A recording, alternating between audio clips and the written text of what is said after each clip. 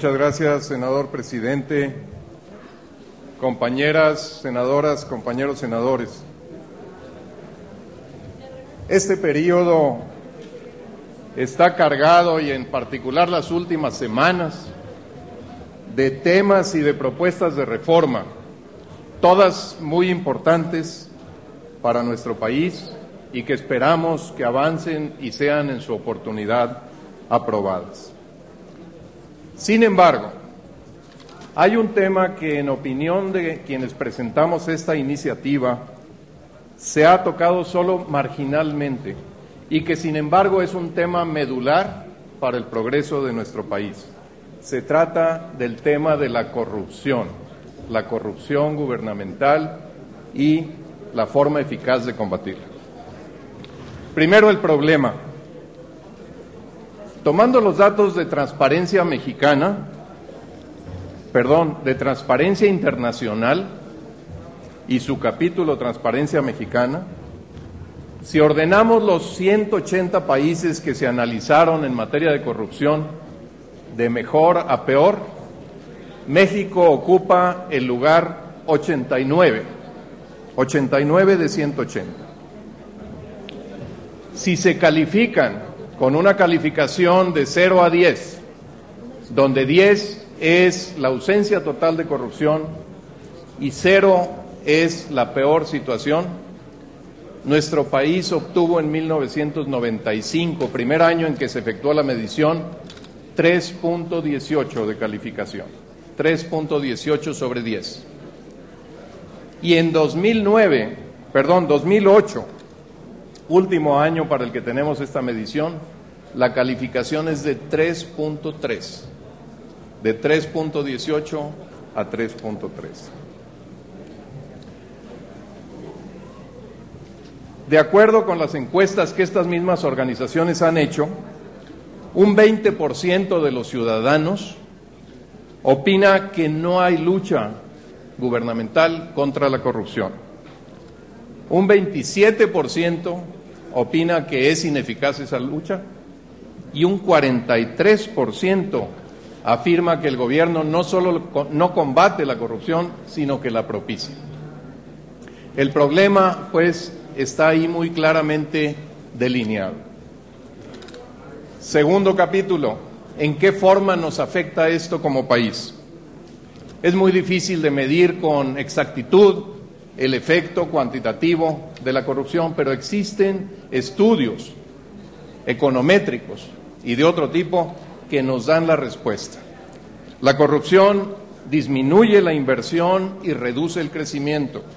La corrupción incrementa el costo de la inversión pública, propicia que se tomen decisiones inadecuadas, reduce el gasto en mantenimiento y operación de infraestructura. Curiosamente, este gasto no da oportunidades a la corrupción y, por tanto, ese gasto se reduce, con daño para el país. Reduce la calidad y productividad de la inversión pública en infraestructura. Reduce la recaudación fiscal y reduce la inversión externa al enfrentarse a condiciones de incertidumbre y de inseguridad jurídica. De acuerdo al último índice de corrupción y buen gobierno publicado, se estima que solo en los 35 trámites que fueron estudiados, los mexicanos gastamos anualmente alrededor de 19,000 millones de pesos. Para las familias más pobres, el gasto en estas materias llega a representar el 24% de sus ingresos. Esto es 35 trámites que fueron analizados. Pensemos que en la COFEMER se tienen registrados 3,464 trámites al mes de agosto del 2009, solo en el nivel federal. ¿Cuántos no hay a nivel nacional? Finalmente, de acuerdo a datos del Banco Mundial, los actos de corrupción pueden estar costando a México hasta un 9% del PIB.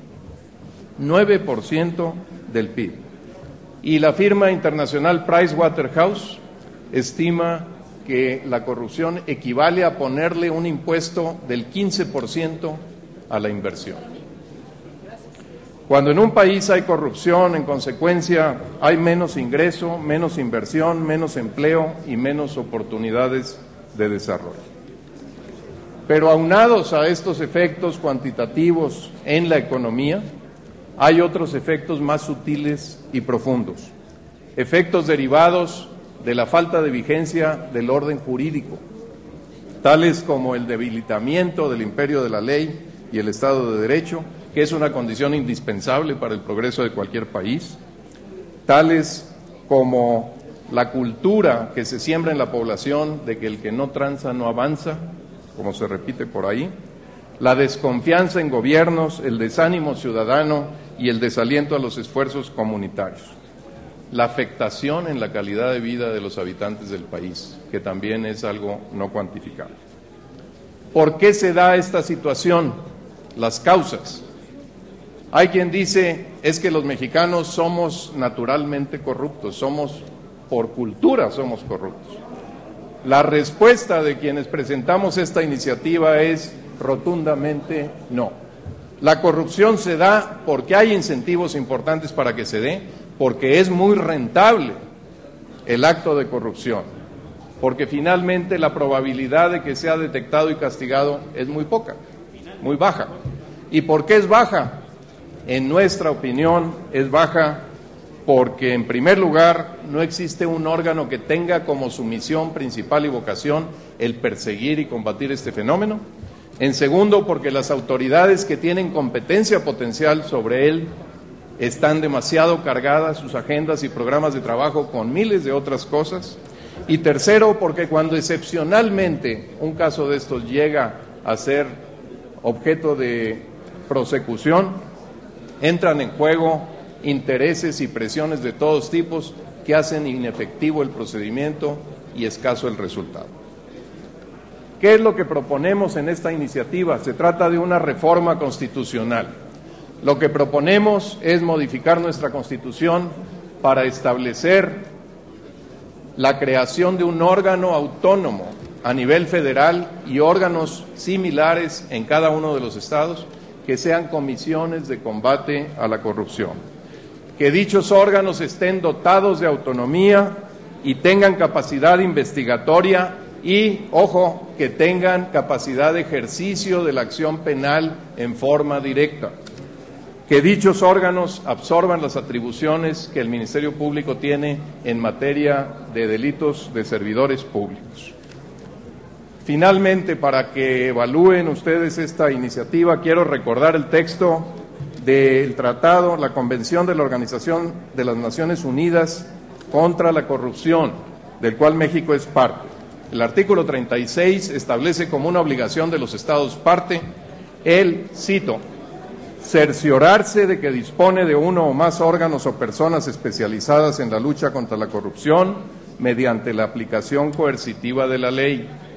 Y este órgano u órganos o esas personas gozarán de la independencia necesaria conforme a los principios fundamentales del orden jurídico del Estado parte para que puedan desempeñar sus funciones con eficacia y sin presiones indebidas. Deberá proporcionarse a estas personas o al personal de ese órgano u órganos la formación adecuada y recursos suficientes para el desempeño de sus funciones. Es una obligación que contrajimos al ser parte de esta Convención contra la Corrupción. Se me ha agotado el tiempo, señor presidente. Agradezco su flexibilidad y esperamos contar con el apoyo de todas y todos ustedes en el procesamiento de esta iniciativa. Muchas gracias. Gracias, senador Elizondo. Túrnese a las Comisiones Unidas de Puntos Constitucionales y de Estudios Legislativos para sus efectos correspondientes.